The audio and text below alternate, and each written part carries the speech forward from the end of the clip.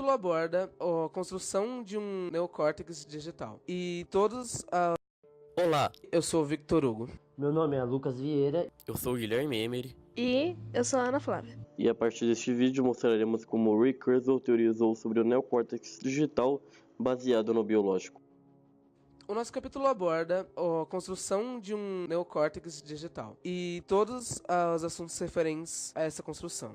Uma aranha consegue tecer sua própria teia, mesmo sem que nenhum outro de sua espécie a ensine. Todas as informações necessárias para realizar essa tarefa estão presentes em seu código genético. Ela simplesmente o faz por um processo de evolução de espécie. O neocórtex é uma parte do cérebro que facilitou esse aprendizado, acelerando de forma significativa. E existe agora uma necessidade de transferir essa capacidade biológica para um ser não biológico, como o computador, através de um neocórtex digital.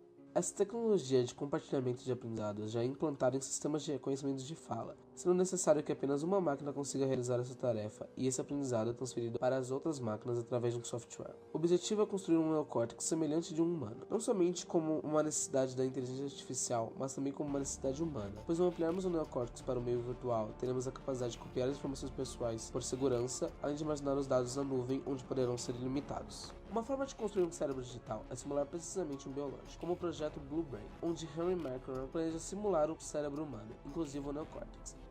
O professor Frank Rosenblatt, professor da Universidade de Cornell, desenvolveu uma máquina que diziam possuir propriedades semelhantes à de um cérebro, chamada Mark I Percept. Contribui significativamente na questão de aprendizado digital. O Percept foi construído a partir do que ele chamou de modelos eletrônicos de neurônio, onde os inputs consistiam em valores organizados em duas dimensões. Para a fala, uma dimensão representava a frequência, de modo que cada valor representava a intensidade de uma frequência. Sendo assim, cada ponto de um determinado input era conectado num dado momento do tempo. Para as imagens, cada ponto era um pixel numa imagem bidimensional. E cada ponto de um determinado input era conectado aleatoriamente aos inputs da primeira camada de neurônios simulados. Cada conexão tinha uma força sináptica associada, representando sua importância estabelecida inicialmente como valor aleatório. Cada neurônio somava os sinais que chegavam até ele.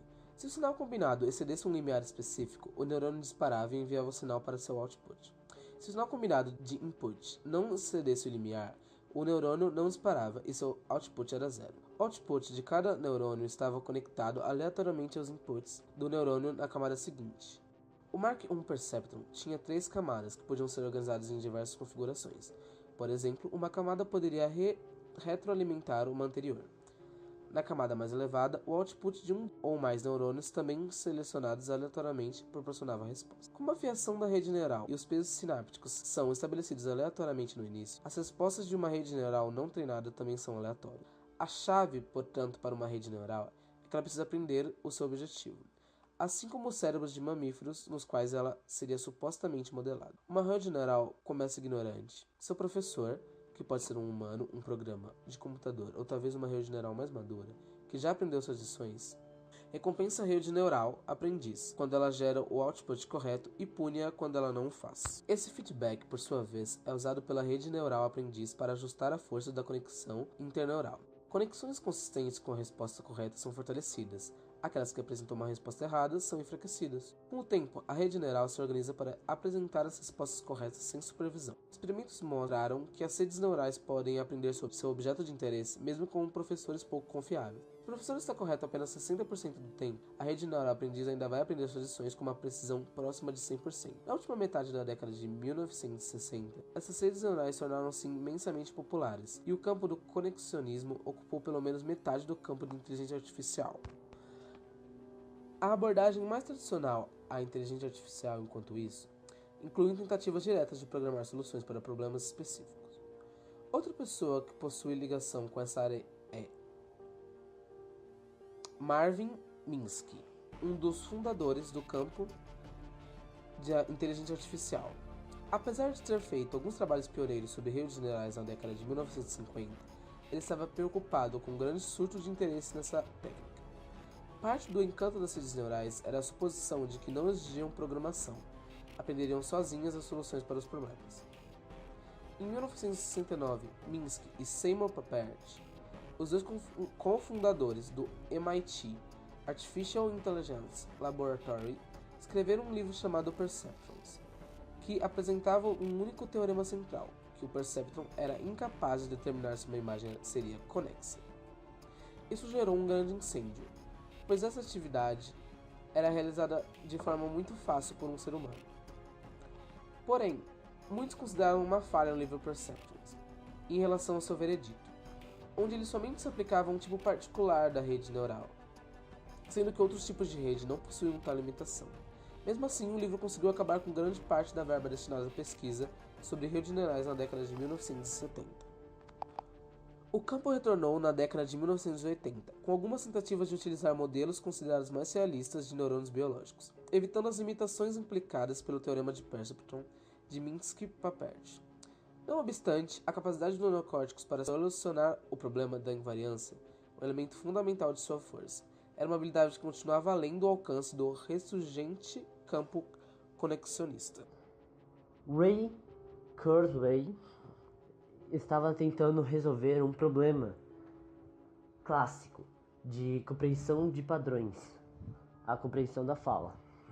Ele tentou usar uma IA programada com informações de especialistas na fala para conseguir um diálogo sem pausas entre computador e humano. No início até que deu bem, pois com uma pessoa acabava que dava muito certo. Mas quando ele tentou fazer com várias pessoas diferentes ou ao mesmo tempo, acabou não dando certo, pois a IA não conseguia processar alguns dados. Pois na fala, o mesmo jeito de falar,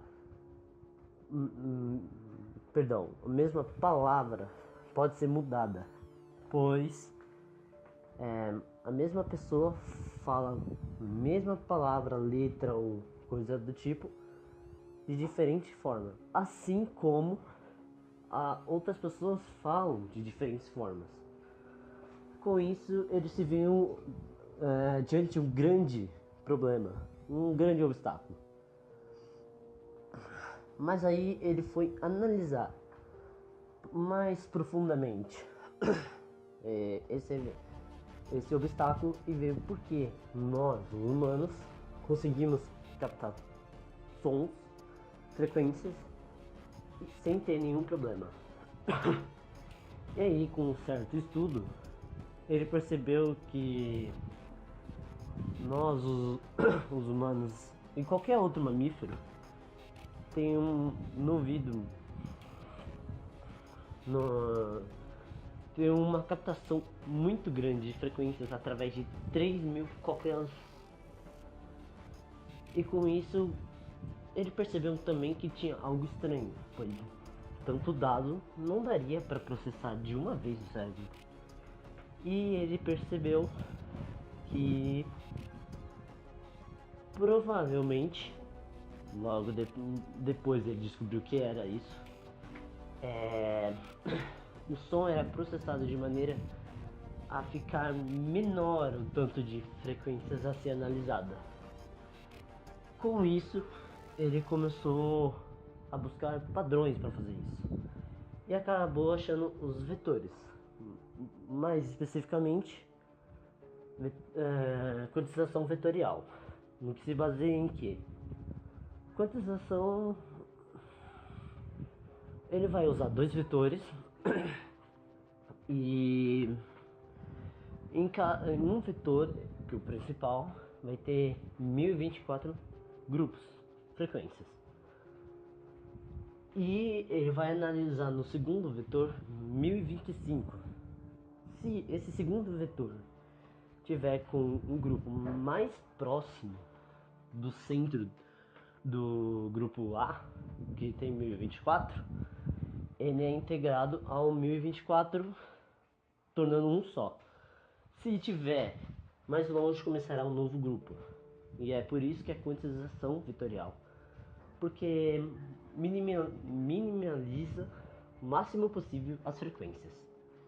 Ray Kurzweil conseguiu fazer um sistema de reconhecimento de padrões que consegue compreender a fala humana de maneira parecida ao cérebro, humano, só que de maneira mais fácil e rápida, pois suas ligações dentro do programa é feita por linhas virtuais, substituindo o espaço físico, tornando novos vínculos mais fáceis.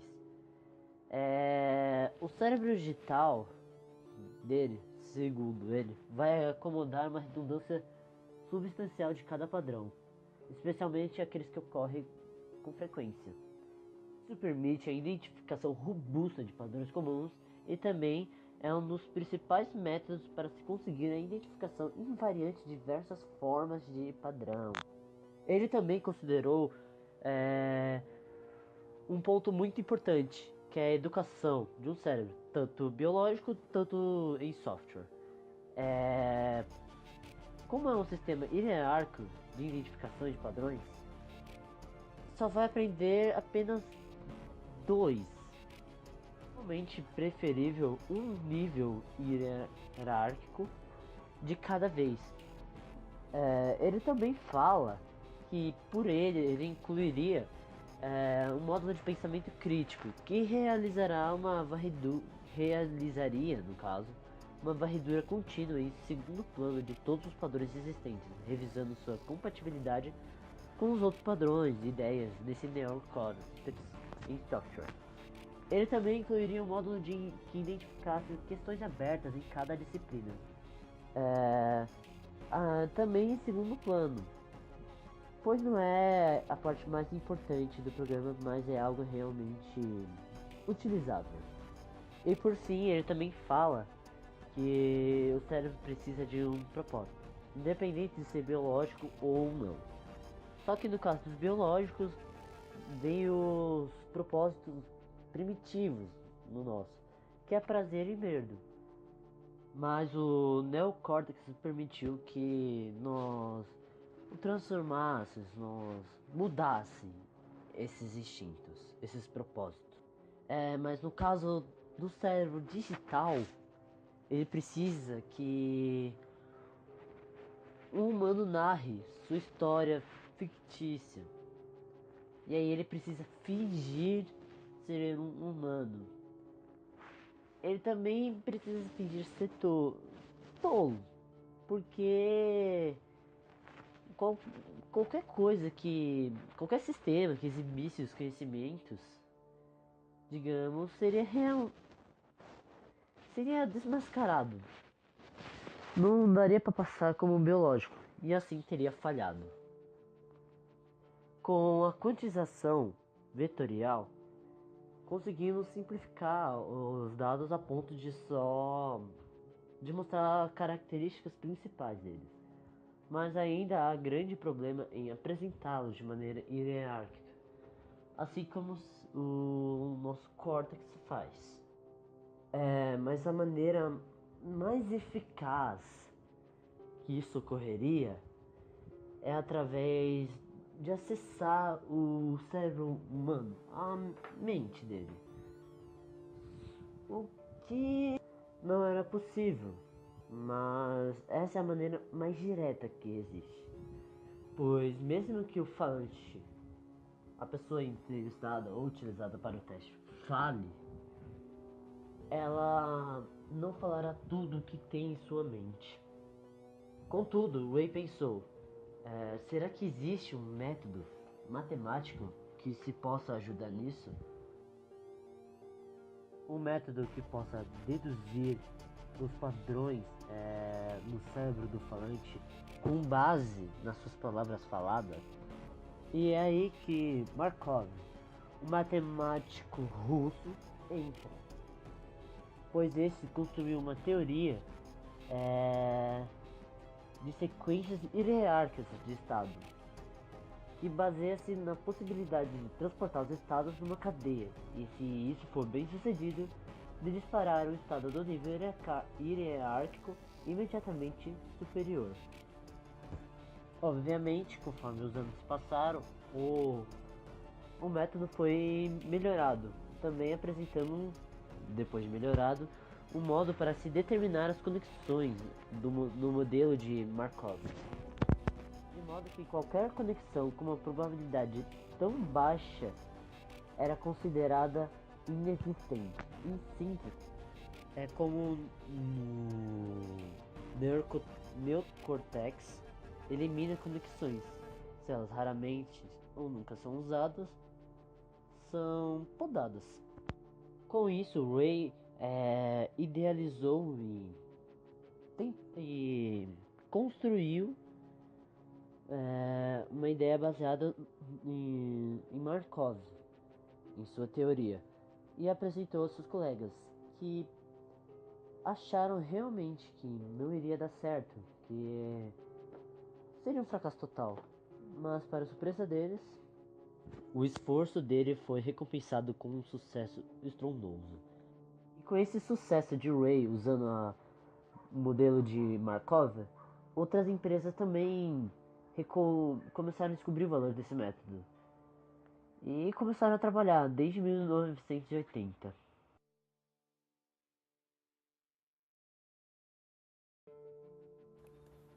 Durante o desenvolvimento do seu sistema de reconhecimento de fala, Ray Kurzweil se deparou com a seguinte indagação: como ele faria para estabelecer os diversos parâmetros que controlam o funcionamento de um sistema de reconhecer padrões? Para isso, ele fez o uso de uma técnica de programação, essa denominada algoritmo genético. O que é um algoritmo genético? Um algoritmo genético nada mais é do que uma espécie de simulação de evolução genética em um certo programa, usado para encontrar soluções a partir de algo parecido com uma seleção natural. Para o funcionamento de um algoritmo genético é preciso, antes de tudo, determinar o modo de codificar soluções ou otimizações para um determinado problema. Primeiro, é criada uma lista com todos os parâmetros necessários que caracterizam esse problema. Essa lista é o que seria o código genético desse algoritmo. Após isso, é preciso gerar de forma aleatória milhares e milhares desses códigos genéticos, e cada um deles é considerado um organismo que carrega uma solução. Depois disso, cada organismo simulado é posto em um ambiente simulado com um método definido para avaliar cada parâmetro, como se fosse um teste para saber como cada um se comporta e resolve o problema. Então, os organismos que se deram melhor nesse teste, de forma mais perfeita e rápida que conseguirem, sobrevivem, e os que não, morrem. Então, esses organismos são misturados de uma forma que se assemelha à genética biológica, reproduzindo-se e formando-se uma nova cota de organismos. E passa-se esse processo iterativo até que a mudança de melhorias para o ambiente seja muito curta, e assim é formado um conjunto de soluções de modo mais rápido que os organismos conseguem decifrar. Isso ajudou Kurzweil a resolver falhas como adaptações e abreviações de frases, pois as pessoas, quando falam, transformam frases do tipo "como vocês estão?" para "como vocês estão?". A fronteira móvel da inteligência artificial. A inteligência artificial está à nossa volta. O simples ato de nos conectarmos com alguém por meio de uma mensagem de texto, e-mail ou celular usa algoritmos inteligentes para direcionar a informação. O que é novo na atual inteligência artificial é a natureza visceralmente impressionante de exemplos abertos ao público. A tecnologia que observa com inteligência as vias e avisa ao motorista de possíveis perigos já está sendo instalada em carros. Uma dessas tecnologias se baseia no bem-sucedido modelo de processamento visual do cérebro, criado por Tommaso Poggio, do MIT. Não é preciso ser especialista em inteligência artificial para ficar sensibilizado com o desempenho de Watson e Jeopardy. Na última década, houve uma mudança na maneira de como as estruturas hierárquicas são criadas. Em 1984, Douglas Lethard fundou o ambicioso projeto CWC, que visava criar regras que codificariam todo o conhecimento derivado do senso comum. As regras foram organizadas numa grande hierarquia, e cada regra envolvia uma sequência linear de estados. Por exemplo, uma regra do CWC pode dizer que um cão tem uma cara. CWC pode associar isso a regras gerais sobre a estrutura de caras, que uma cara tem 2 olhos, nariz, boca, e isso assim por diante. Na última década, 2 ideias importantes influenciaram profundamente o campo de compreensão da linguagem natural. A primeira tem relação com as hierarquias. Embora a abordagem do Google tenha começado com a associação de sequências simples de palavras entre uma língua e outra, a natureza intrinsecamente hierárquica da linguagem acabou interferindo inevitavelmente nessa operação. O sistema que incorporaram metodicamente o aprendizado hierárquico proporcionaram resultados significativamente melhores.